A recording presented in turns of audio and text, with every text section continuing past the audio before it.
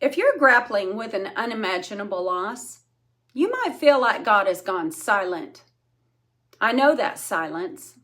I've lived it. When I lost my only son, Logan, everything in me went still. The prayers didn't sound the same. The air didn't feel the same. And God, he felt a million miles away. But what if I told you that in your deepest grief, you can actually hear God more clearly than ever before? Now let's talk about that. Grief doesn't just break your heart. It shakes your faith. It pulls the ground out from under everything you thought you knew about God. I remember sitting beside Logan's bed in the ICU with my heart screaming, God, don't take my child. Take me instead. But I didn't know at first if God even heard my screams. And I know I'm not alone in that. Studies show that over 50% of people experiencing deep grief also struggle with a sense of spiritual disconnection. You might feel abandoned, numb, and even angry. And can I tell you something? It's okay.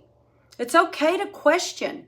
It's okay to yell. It's okay to ask, where were you, God? Even Jesus did. My God, why have you forsaken me? Matthew 27:46. Even the Son of God felt the unbearable silence. Now, I used to think hearing God meant fire from heaven or thunder from the sky. But after Logan passed, I learned something different. God doesn't always shout over the storm. Sometimes he whispers in it. I remember one moment clearly. I was sitting alone, tears falling, and a song started playing, Hymn of Heaven by Phil Wickham. Logan and I listened to it often, and I sang it to him in the ICU. But this time, it felt like heaven was singing over me. It didn't take away the pain, but it reminded me that I'm not alone. Or the time I smelled Logan's cologne in the ICU room. Or the day a stranger said exactly what I'd been praying about the night before. Those weren't coincidences. They were whispers. And God speaks through peace, through people, through perfectly timed moments. But you have to be willing to listen with your heart and not just your ears. There were days I couldn't pray. I couldn't find the words, so I cried instead. And guess what? That's prayer too. Grief, it's its own language. And lament, that soul-crushing, breaking cry, prayer, well, that's biblical. God doesn't need our polished prayers. He wants our honesty. Write it down. Cry it out. Sit in silence. That's worship too. That's connection. And that's how grief becomes sacred. Over time, something shifted. Not all at once, but slowly I started to notice glimmers of God again, and the butterflies that appeared when I needed reassurance, and the white feathers that would fall in impossible places, and the people who showed up at just the right moment with just the right words or meals or hugs. And then in the growth, in the compassion I'd never known before, and the way I could now hold space for someone else's pain.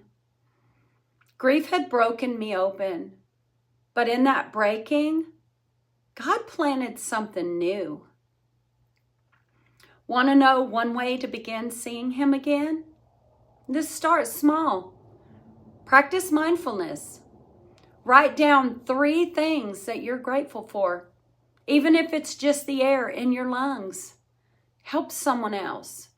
Hope loves to hide in service. I miss Logan every single day with every beat of my heart. I still cry. I still ache.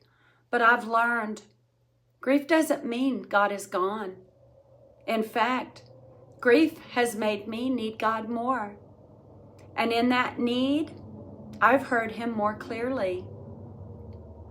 Not in grand declarations, but in the quiet knowing that he is near. Even when I can't feel him, even when I doubt, even when my prayers sound like sobs, God is there. I carry Logan's light with me now, and I carry God's presence too.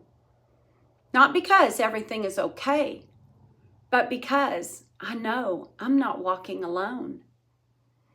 If you felt like God is silent in your grief, I see you, I hear you, and more importantly, God does too.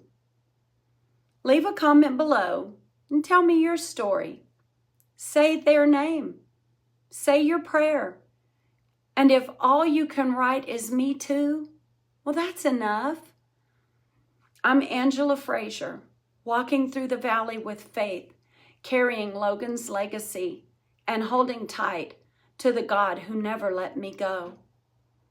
Get your free devotional journal, Beauty in the Valley, inspired by Logan's journey, at the link below. Subscribe for more videos on healing, faith, and Logan's legacy.